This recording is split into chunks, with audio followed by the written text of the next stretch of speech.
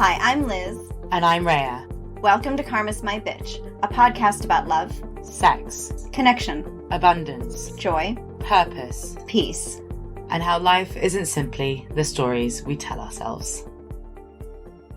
It takes us a long time to learn. Sometimes we just have to get hit over the head over and over and over again in order to really get something. It's a bit almost like when you're trying to teach your child something, and it can feel a bit frustrating because you find yourself having to repeat the same thing over and over and over again. But it's because their attention spans, depending on their age, is such that, they're only going to get a little bit at a time. And so it's always about reinforcement. And so when we are working out certain things, so even post-karma, post-ego, post-fear, if we're still sort of playing in something, like a dysfunctional family dynamic or some other sort of pattern that maybe, it wouldn't necessarily be a pattern, it would be more of an instance, right? If we find ourselves in some kind of, it's a sort of situational thing, but a very specific particular one, where we might find our knee-jerk reaction or immediate thing is to kind of go back and behave as we had before. But our consciousness will tell us that doesn't feel right. If we're in touch with, when we're in our integrity, we're going to know immediately that doesn't feel right. And we know it and we know it. And even if we continue to do it, even though we know it's somehow having a negative impact on us, the more we do it, the more we're not going to want to do it until we eventually stop. And those instances come often because we're personally very attached either to the person, the people, or to that thing. So all the times that we said the past was dead and gone and buried and, blah, blah, it just doesn't always feel like it. Yeah, no, it doesn't. It doesn't. Not always. Not when we're seeing it pop up around us. I mean, that's why we obviously had to record the previous episode. If you're not grounded enough, right? If you are not invested enough in your own life and really in your integrity, you will sort of flip-flop a bit with the external forces around you that move you, right? It's a struggle. It's a struggle to maintain our oneness within.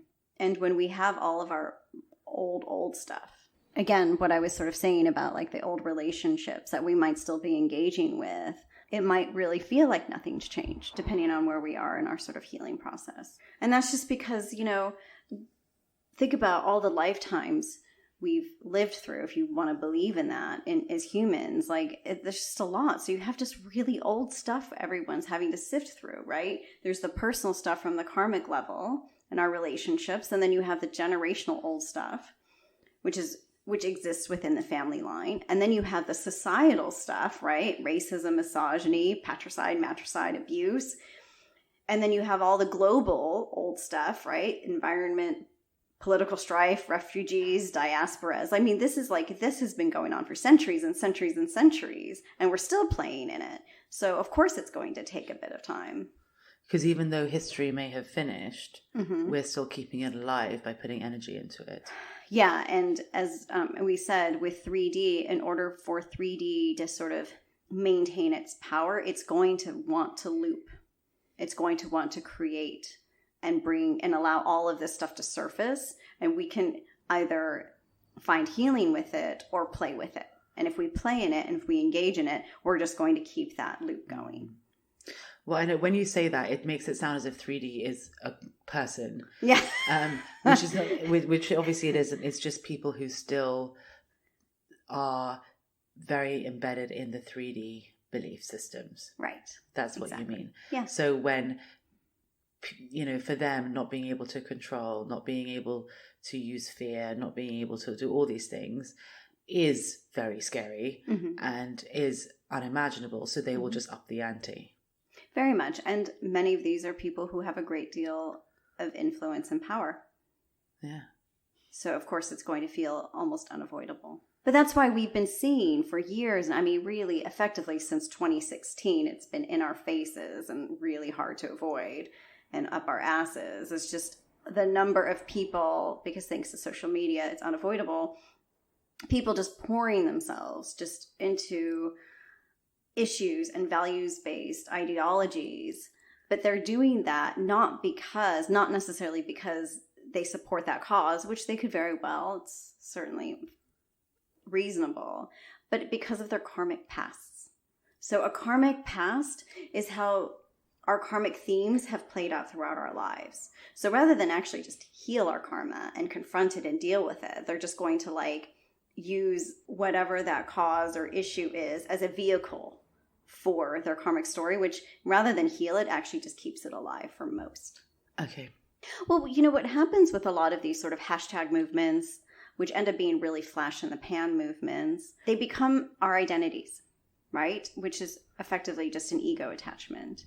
And of course, when we attach our egos to something, that keeps them from healing, right? They actually just become our cause. They become who we are. And that keeps us from ever really evolving or growing, right? Then we're just sort of stagnating. Yeah, well, I did it. I mean, as much as I'm really happy with the work that I did when I worked in domestic violence and all of that, ultimately I was trying to fix other people's broken relationships because I didn't want to deal with how broken mine were. Yeah. It takes a lot of honesty to admit that, because most will double down or even triple down on their causes and their issues and their fights in order to prove that it was worth their time. Yeah. And I just wanted to know that I mattered to someone. Mm-hmm. So I thought if I could, obviously it wasn't just from a selfish place, but I wanted to help other people because I didn't feel like I could really help maybe myself. Mm-hmm. I wanted to help other people because I don't think I really... I mean, if I'm very honest, obviously I was also a lot younger, but I wanted to help other people so I could go to bed at night knowing that my life had meant something. Mm-hmm. I mean, it's very genuine, and that's certainly a sincere intention. Probably there was a part of me that wanted Daddy to be proud. Let's not fucking lie about it. Again, your honesty is commendable, because there are so many people who would say, well, that wasn't me. Or no, this is 100% my total cause and purpose in life. But when we declare something, a single something, our only purpose in life, or our purpose, and that is our cause, then there is actually something we are truly avoiding, because we know that that's not possible. It's not the case. And funnily enough, even now, I still work in, effectively, the dysfunctions of relationships. Nothing's changed, but I'm doing it very, very, very differently. Yeah. And then the very core of my work is still trying to heal relationships. Mm-hmm. But because I've managed to heal the relationship I have with myself, that has a lot more integrity, it has a lot more wholeness, and it just has a lot more light to it. Because it's about allowing people to be free, not saving them so they never know what freedom really looks like. Exactly.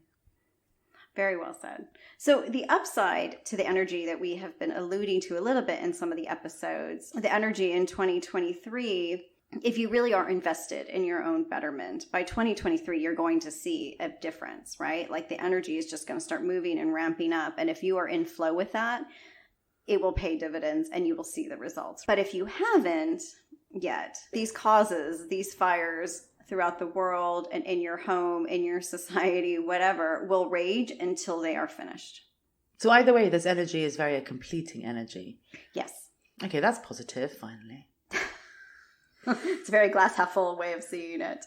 But whatever you didn't get to this year, last year, it will be done. It has to be done by 2024.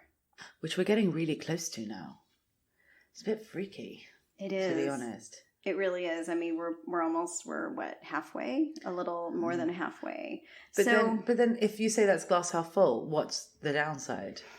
The downside is that you're not finished until you're finished. So if you thought you could wait this out and just hope for the best and not deal with your shit, you're not going to get away with it. 2023 is going to be a bit like 2021 and 2022 had a baby or got married, if you will, right? It's going to be, so if our notions of time more or less fell apart by the end of 2021, and if 2022 was all about everything speeding up and a sense of like, where am I and what ground am I really walking on? Because we almost feel carried. Oh, or is like that we're what flying. It's going to be a lot like, it's going to be a bit like flying, right? Like, okay, can we just rewind for a second? Yes. What was the energy? How would you describe the energy of 2021? 2021 was heavy. I don't know if you would agree with that or not. It was heavy though. It was like a weight was on our chest most of the time, right? Or we were in some kind of like immobile state. And yet we still seem to be moving forward, but very, like, quite incrementally. But it was almost like we weren't the ones doing that. And so what was the energy in 2022? So the energy of 2022, I don't know if you experienced it, but it's much lighter, because the lighter you are, as in the less baggage you have, the more shit you've gone through, the less you're going to be carrying. And so it's a lot easier to sort of float above it. But if you hold any issues, it will feel heavier. Okay. And so 2023 will be what then? 2023 will be as if you yourself, as you know, barely exists.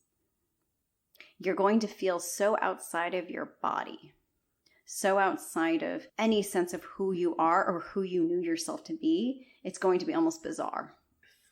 No, it's a great thing. Okay, so the reason why that's a great thing. Should I be really concerned? No. Because I remember when you guys were all talking about 2020, I'd be like, oh, I'll be just fine. And then 2020 was a fucking shit show. It should have been a lot better than it was. That is very upsetting. But whatever. Everybody made their choices and we all have to bear the freaking bullshit of it, right? It didn't have to be the way it was. So 2023, is it one of those, like, where I'm half looking forward to it secretly? No, it's exciting because that means, so the less of this old world you can exist in, the more of the possibilities can then surface. Because if we remain invested in the life as we know it, then we're always going to be somehow tied to the past that got us to that moment. Whereas if we allow ourselves to fly, if we allow ourselves to exist within an energy almost absent of who we've known ourselves to be, that's when we're really in our potential. And that's when our possibilities become endless. Can you still exist in that new energy with people who was not in that? Like, so do you have to have like no attachments in that energy? Like what happens if you met someone in 2020? Or 20. That's not the point. You see what I'm saying? Yeah. And if you guys are in harmony, right, and your life is effectively in flow, then that should be fine, right? That would not be impacted. We're really talking about stuff that bears old energy. Okay. That has a stamp of 3D somewhere on it. So when it comes to considering where we're going to be, what we're going to be doing, who we're going to be fucking, who we're going to be sleeping with, who are we going to be partying with, and who our friends are going to be in 2023, ask yourself, if I want to be in flow, what will it take for me to remain in flow? Because it doesn't feel good to be out of flow. I want to remain in harmony with myself. I want to remain in integrity with myself. Okay, so maybe it won't feel good to spend time with that friend, or maybe I see them every few months to maintain that connection, but maybe we just can't do what we used to do. Yeah. That's how it's going to work. Okay, fine. You That's know, really but we need to allow ourselves to soar. This is the time to do it. We don't get to wait until 2030 when the coast is clear and everyone's out of their shit and then we finally get to. No, we're going to be behind, right? The whole point of this consciousness game is let's get it done so we can live our lives. Like you said, the sooner we get it done, the sooner we can have decades or more of happiness, and that we get to play in that as opposed to just kind of like trotting along, with our baggage. By the way, there's something wrong with me. Why? Because as I hear decades of happiness, I panic it's going to be boring. Okay, it's just so annoying. It's not going to be boring. No, I know, but what's wrong with me? Is it just I'm a bit scared? You're scared. Just because we're happy doesn't mean that the world is going to be in complete happiness, right? Or no, in and peace also, either. And also because, and this is the bit about history, is that I'm used to having to work my fingers to the bone for moments of relief. Mm-hmm. The idea of that not being the case, which it hasn't been for a while, feels boring. But actually, it's not at all. It's amazing. Yeah. But it's just interesting. But that's why our souls are always moving the goalposts too, because it does get boring. Again, we don't experience gets normal. It does. And so we want something new, but we just want it in a way where we're not necessarily like cut off at the knees for it. Yeah. And that's, I think, what you're talking about. And it takes time to establish that. Again, we just kind of need to see that we need enough space between this new life of ours, or this kind of new way of living, really, is how I would say it, versus the old way of living in order to see that not only possible, it is the only way forward, right? Again, but we just need a bit of time with that. Okay, so this is what I found really interesting ages ago, like when I was sort of contemplating, like, what does it mean, my children, growth mindset, everybody grows and develops at different rates in different areas of their lives. And so what I did find interesting when they were younger was that these young kids, they come in and they are so spiritually connected. They are so intelligent, but they lack the lack of life experience. It still makes them somewhat immature. And so as a parent, for me, it was like, well, how can I enable this sort of how can I enable maturing experiences without traumatizing them? Well, sure enough, they end up traumatized anyway. So let me tell you, it's almost not worth the effort. But everybody is growing at different rates. So if we have been very committed to our spiritual healing, we might need a bit of time to kind of play emotional or mental catch up, right? If we've been sort of throwing ourselves into whatever retreat or sort of that internal work that you went through, we might need a bit of time to then start exploring relationships from a healed way, right? In order to kind of play emotional catch up. Let our emotional bodies grow and evolve because maybe they've been too preoccupied with healing our past shit. So it's a bit, that literally did happen to me. So it's a bit like, I was so doing the internal stuff that all of a sudden I lived my 20s at 36. For like a year, I just went and lived my 20s. Yeah. Dated and did all the things I never did before, but from a different place because I was able to do it because I'd never been able to do it before. Yeah. Okay, interesting. Yeah. That sounds actually quite fun. It can be really fun when we approach it from that, from that perspective, because a lot of people come out of their healing, the karmaless, the fearless, the egoless state, and they're like, all right, bring it. Bring me the partner, bring me the work, bring me everything I'm going to do for the rest of my life. And you're like, but you may not be fully ready. You may not want the fully loaded package yet. It might be a lot. Maybe start with the manual. Maybe just get a feel for what things are like again. And maybe if it's not your emotional body that could use a bit of practice in this field, maybe it's the mental body, right? Maybe you need to take a class. Maybe you just need to work on various areas or commit yourself to the gym or, exercise. Maybe we just all need to kind of develop different areas. It could be more than one. It could be a little bit of all of them. I mean, let's be honest. I have no idea what it's like to be in a healthy relationship. Then this is just between us right now. Okay. So I'd imagine that there's a lot of catch up in all the bodies in one time. Yeah, it could be. And so maybe we decide to train for a marathon. Who knows? Like we might just we come out needing different things, and it could be a little bit of everything, right? And that's fine too. Whatever it is, it's not because, we have more healing to do per se, but it's more of that sort of consciousness catch up. Well, I guess it's as simple as we keep saying, like the more you experience, the more normal it becomes, right? So, and a couple of episodes ago, we were talking about how in order to get the bigger things, we have to believe that they're possible, really, and want to create them and be able to create them. But we can't create something out of nothing. Yeah. Well, we can, but we can't. Recently, I was saying to you, I want to be able to, I want to feel like it's possible that I can have everything I desire. But I know that right now I can't do that because some of it, I don't know what it feels like or know it in a way. So I really need to have kind of starter experiences so I get used to it so that I can create the bigger stuff. Does that make sense? Yeah. So it's a little bit similar to what we were talking about in season 1, episode 16. Oh, wow. When we talked about manifestation. Okay. And about how, this is one I always remember, is like, for example, if let's say you want something quite big or big to you. Okay. Let's just make that clear. Then often you'll get lots of experiences to prepare you.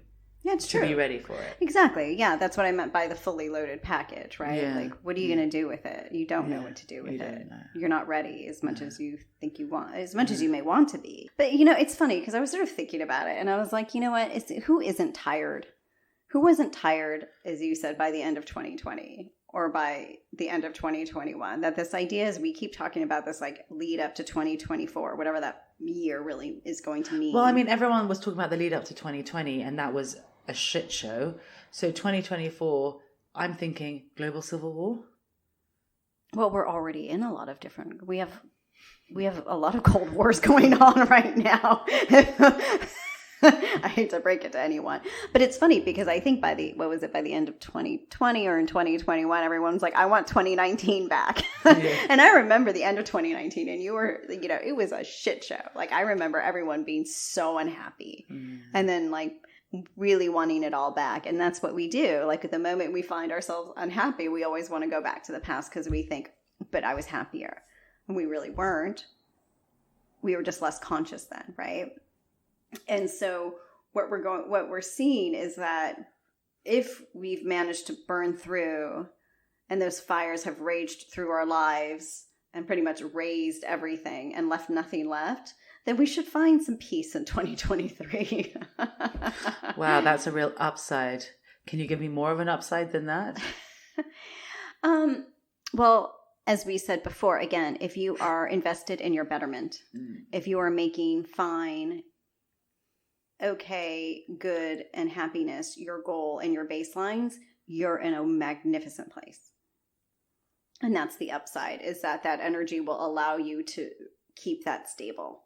Okay. I guess another upside is that, 2022 will pass faster than 2021, if that's possible. Well, 2022, we're nearly the end here now. Yeah, it's going to have passed faster than 2021. And what will it be like in 2023? Will it be even faster? Oh, fuck yeah. Okay, fine. Okay, question. Why is this all happening now? 2 reasons. So aside the fact that, 5D was written and, we did say that the foundation for oneness consciousness was going to be laid in between 2020 and 2024, was that, first of all, ascension and oneness consciousness and consciousness raising can only be done when we have critical mass, right? And so we have this window of time in order to get more people to join the effort. Otherwise, it's all for naught. There's no point. Yeah, but I still get to live a 5D life. Yes, individually. Nothing. Well, no, it's not for nothing. It's not for nothing individually. I mean, it's not. I'm not being able to do much service, but I'm still a bit happier. Fair. It is meaningful for the individual souls who stepped up and decided to take part. It becomes a bit meaningless if we really can't move the world forward, right? And the second is that, people have been really slow to get there because of their karma and generational trauma and all their unhealed shit and broken institutions and systems that have not stepped up in order to support our evolution. So again, we really need, it's a numbers game at this point. So the one thing that, and we're going to throw this one out there. What keeps 3D in place is greed. So it's often understood that greed is the fear of holding lack. But it runs a lot deeper, which is why it's taking so long to heal and transform.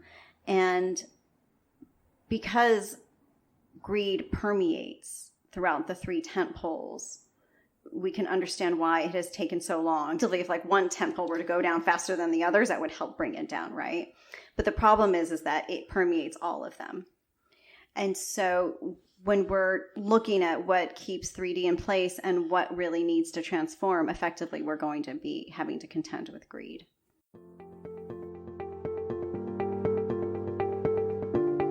Thank you for listening. For more information, articles, and inspiration, find us at karmasmybitch.com and at karmasmybitch.insta. And if you liked what you heard, please subscribe and leave us a review.